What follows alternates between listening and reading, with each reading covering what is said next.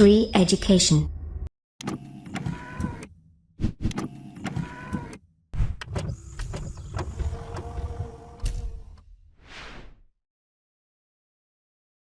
नमस्कार दोस्तों, बहुत बहुत स्वागत करता हूँ मैं आप सभी का श्री एजुकेशन की तरफ से।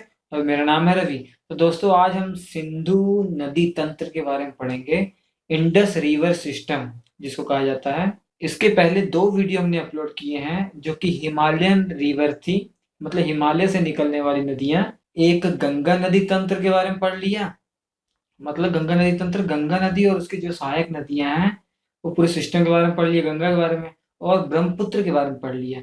और हिमालयन में जो रिवर सिस्टम है ना, उसमें 3 ही नदियां हमें पढ़नी है। एक सिंधु नदी, इंडस रिवर, और दूसरा गंगा नदी और ब्रह्मपुत्र नदी। जो बाकी हिमालय से निकलने वाली नदियां हैं वो किसी न किसी, इन तीनों में से किसी न किसी की सहायक नदी है। ठीक है, तो ये मेन 3 नदी सिस्टम है वो पढ़ने हैं। 2 वीडियो अपलोड कर दिए हैं गंगा नदी और ब्रह्मपुत्र पे। और ये सिंधु नदी सिस्टम है। बहुत ही इजी तरीके से मैप की सहायता से बताऊंगा, एक एक पॉइंट आपको बताऊंगा जो कि एग्जाम पॉइंट ऑफ व्यू से इंपॉर्टेंट होंगे आपके। और ये खत्म हो जाएगा, उसके बाद जो हमारे दक्षिणी भारत की जो नदियां हैं, जो मतलब प्रायद्वीपीय नदियां जिन्हें कहा जाता है, उनके बारे में हम देखेंगे। मैप की सहायता से देखेंगे ताकि सब कुछ क्लियर हो जाए, हमें सब दिखने लग जाए। ठीक है, तो चलिए शुरू करते हैं सिंधु नदी तंत्र के बारे में, इंडस रिवर सिस्टम।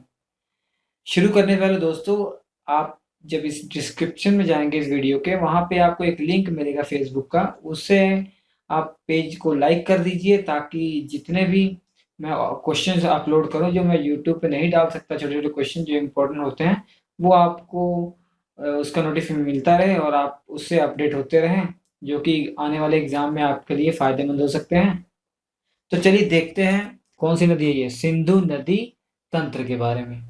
तो देख सकते हैं आप, मैंने ये पेन से हाईलाइटेड किए हैं ताकि आपको समझने में आसानी हो। ठीक है, क्योंकि जो ये मैप था इसमें सब सेम कलर के थे तो दिखाई देने में वो थे, तो मैंने ओवरराइड कर दिया उसके ऊपर। ठीक है, तो आपको समझने में आसानी होगी। फिर ओवर इसके बाद मैं दूसरा मैप यूज करूंगा जिसमें ये पूरा जूम किया हो। ठीक है, वो भी मिलूंगा, मगर ओवरव्यू इसमें बता दूं मैप की सहायता से आपको। तो सबसे पहले देखिए, सिंधु नदी सिस्टम में जो सबसे इम्पोर्टेंट नदी है ना, वो सिंधु नदी है। देखिए ये जो नदी है, सिंधु नदी है। ये निकलती कहाँ है? ये तिब्बत से निकलती है। ठीक है, कहाँ से निकलती है? ये तिब्बत में जो मानसरोवर है ना, तिब्बत के मानसरोवर के निकट एक ग्लेशियर है जिसको सानोख्याबाब जो ग्लेशियर कहा जाता है, वहां से ये निकलती है। ठीक है, और जम्मू कश्मीर से होते हुए जब ये एंटर करती है इंडिया में जम्मू कश्मीर राज्य में बहती है। उसके बाद फिर ये पाकिस्तान में एंटर होती है, पाकिस्तान से ये अरब सागर में गिर जाती है। ठीक है, कहाँ गिर जाती है? अरब सागर में गिर जाती है।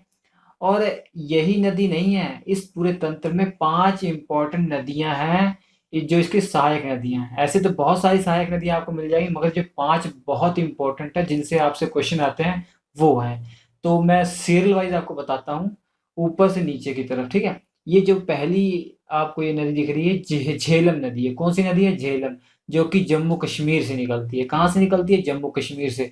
मैं डिटेल में बताऊंगा कि जम्मू कश्मीर में कहाँ से निकलती है, ओवरव्यू देख लीजिए। उसके बाद हर नदी के बारे में पोस्टमार्टम उसका करेंगे, हर नदी के बारे में डिटेल बताऊंगा। ठीक है, पहले सिंधु नदी के बारे में क्या क्या क्वेश्चन पूछेगा वो, फिर झेलम। मैं ओवरव्यू बता रहा हूँ। ठीक है, तो देखिए ये जो कौन सी नदी है, झेलम नदी, जम्मू कश्मीर से निकलेगी।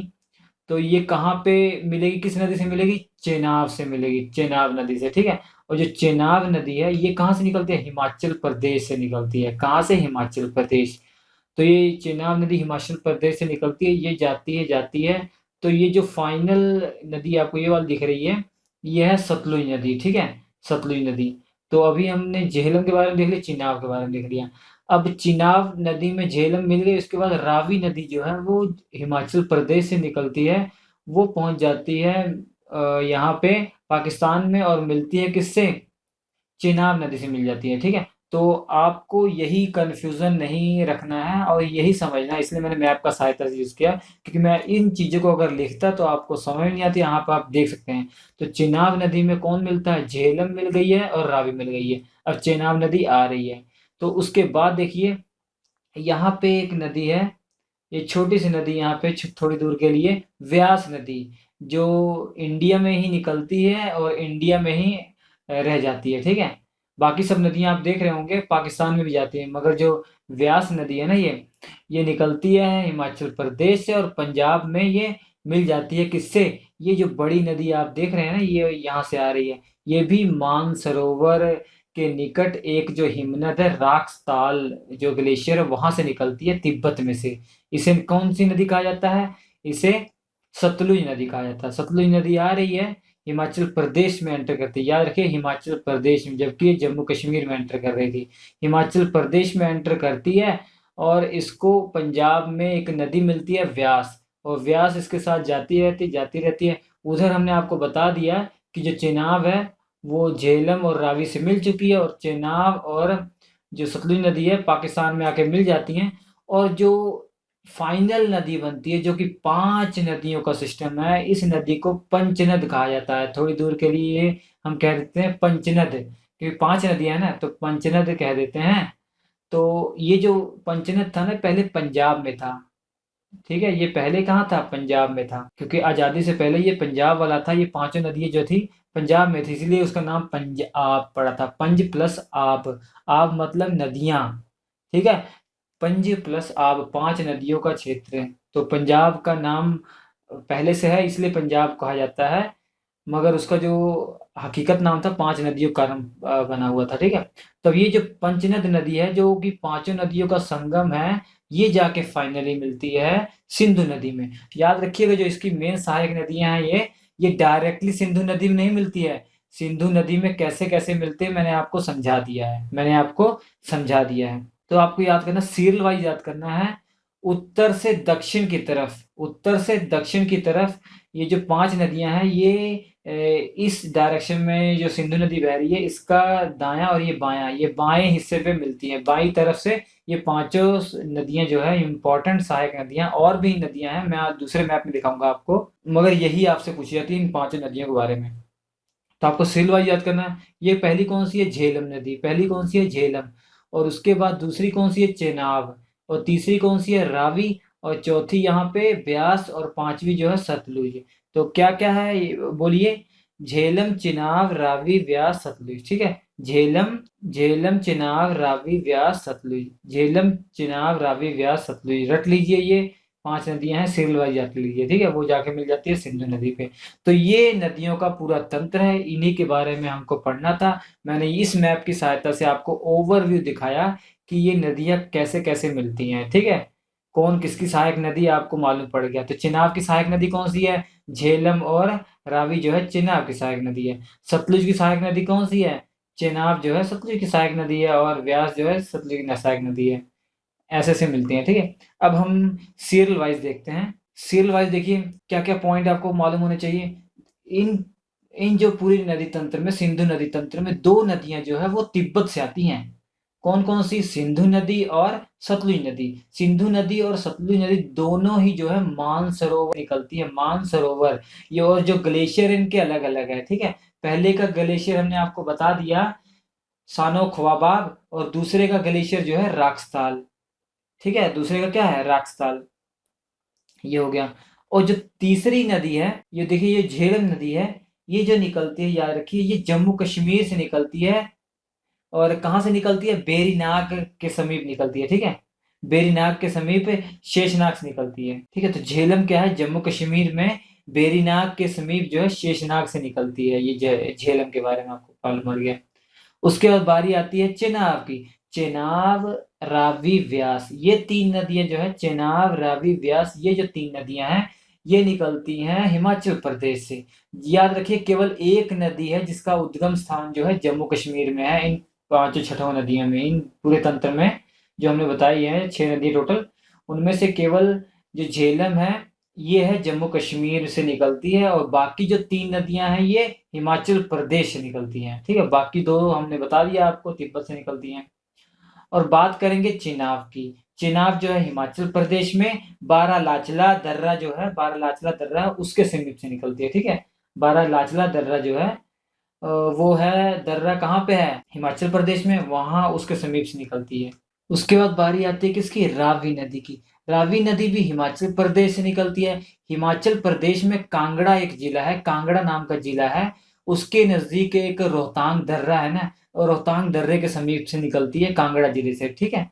और आपको उसके बाद बारी आती है व्यास नदी की। व्यास नदी भी जो है ये रोहतांग दर्रे के समीप से निकलती है, हिमाचल प्रदेश में रोहतांग दर्रे के समीप से निकलती है। और सतलुज के बारे में आपको मालूम पड़ गया। उसके बाद देखिए, अब निकलती है ये मालूम पड़ गया, अब मिलती कहाँ है ये आपको जिसके बारे में याद करना है, जो इंडिया में जहाँ मिल रही है वो पॉइंट इंपॉर्टेंट है। अब ब्यास वाली नदी हमने बता दिया आपको, रोहतांग दर्रे के समीप से निकलती है। रोहतांग दर्रे के समीप से हिमाचल प्रदेश से निकलती है और मिलती है पंजाब में। पंजाब में ये कहाँ मिलती है, हरिके नामक एक जगह है, वहां पे मिलती है, हरिके, ठीक है, जो कि कहाँ पे है, कपूरथला के नजदीक है, वहां पे जाके मिल जाती है, ठीक है, ये मिल जाती है।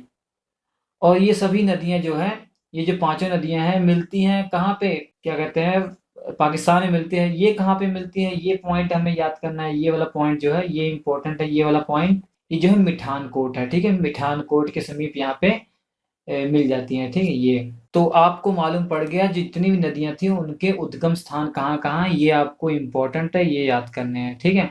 और ये इम्पोर्टेंट आपके लिए देखिए, जो लेह शहर है ना, लेह, जो लेह नामक शहर है वो जम्मू कश्मीर में, वो सिंधु नदी के किनारे बसा हुआ है, ठीक है। वो कहाँ बसा हुआ, सिंधु नदी के किनारे बसा हुआ है।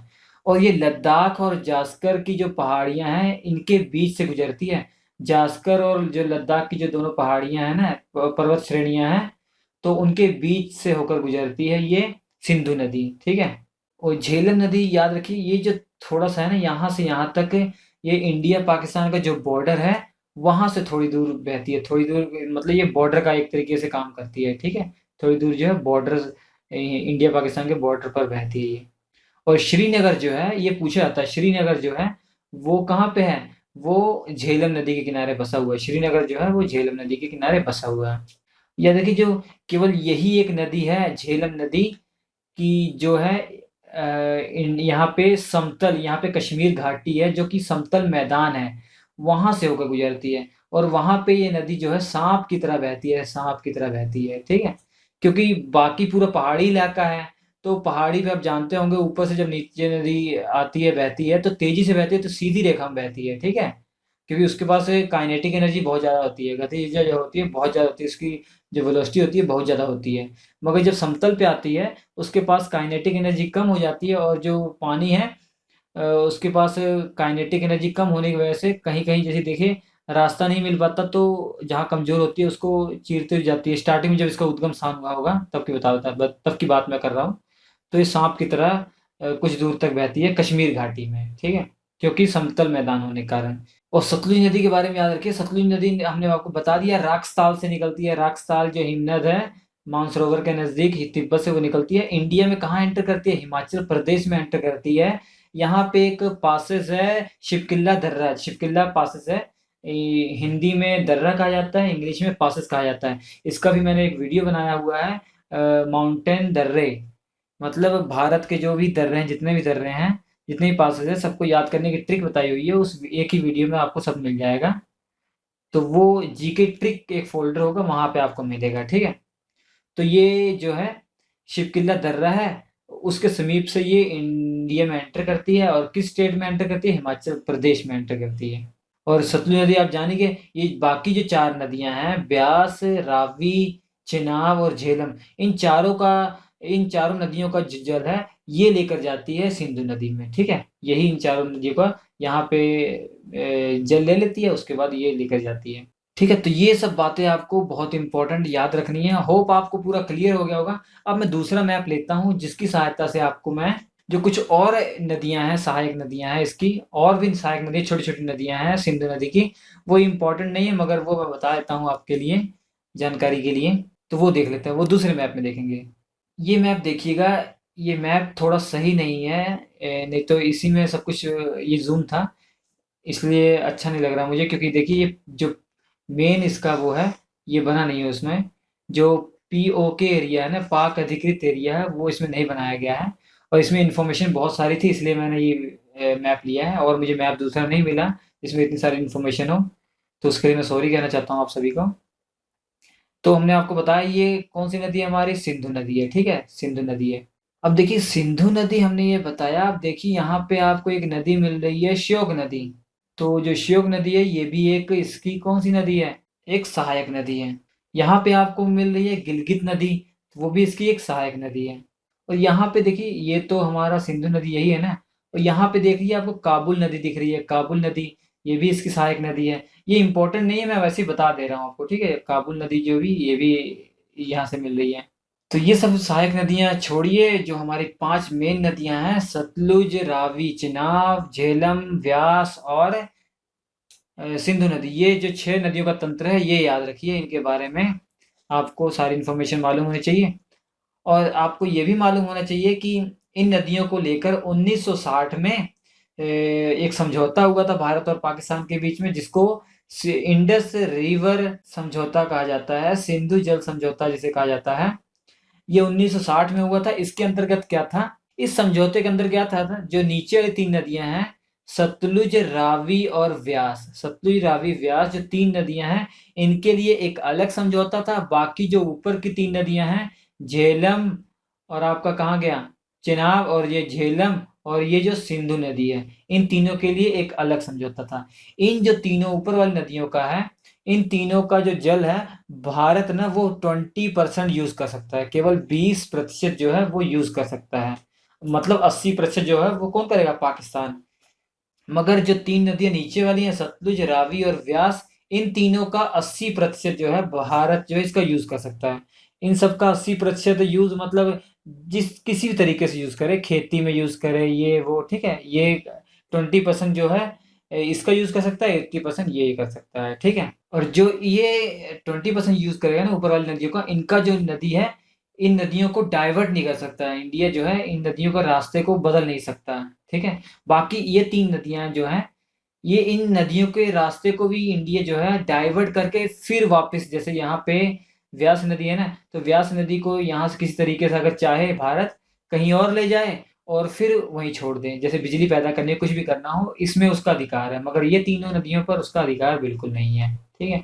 और समय समय पर बीच बीच में ये पाकिस्तान जो है वो एलिगेशन लगाता रहा भारत पे, उसका काम ही यही है, ठीक है। और जाते रहे जो इंटरनेशनल कोर्ट है वहां पे ये मामला जाता था, वहां से खा के पाकिस्तान वापस आता था, कुछ फर्क नहीं पड़ता था, ठीक है, क्योंकि भारत ने कभी भी कोई अन्याय नहीं किया था उसके साथ। तो ये सब सिंधु नदी सिस्टम आपको अच्छे समझ में आ गया होगा दोस्तों। जैसा वीडियो लगा हो वो कमेंट करके हमें बताइएगा कि इस तरीके से वीडियो लगा हो। अगर वीडियो दोस्तों आपको अच्छा लगता हो तो लिखा कीजिए, अगर लिखने से आपका ये फायदा होगा, मुझे थोड़ा सा अच्छा लगता है और प्रोत्साहन मिलता है, तो मैं जल्दी जल्दी वीडियो बनाने की कोशिश करता हूँ कि मुझे लगता है हाँ मेरे स्टूडेंट्स जो हैं उनको वीडियो अच्छे लग रहे हैं, तो जल्दी जल्दी उनके लिए मैं बना सकूँ। और शेयर भी कीजिएगा दोस्तों के साथ अपने। सोशल मीडिया पे आप सभी एक्टिव हैं ही, वहाँ पे आप इसे शेयर कर सकते हैं, ताकि और भी जो स्टूडेंट्स हैं जो कोचिंग ज्वाइन नहीं कर सकते हैं मगर पढ़ाई करना चाहते हैं, तैयारी करते हैं एग्जाम्स की, वो उनके लिए फ़ायदा मिल सके। तो स्क्रीन पर आपके 4 वीडियो आ रहे हैं, बहुत इंपॉर्टेंट वीडियो हैं, देख लीजिएगा इन्हें। तो हम आपसे मिलते हैं अगले एपिसोड में, तब तक के लिए नमस्कार।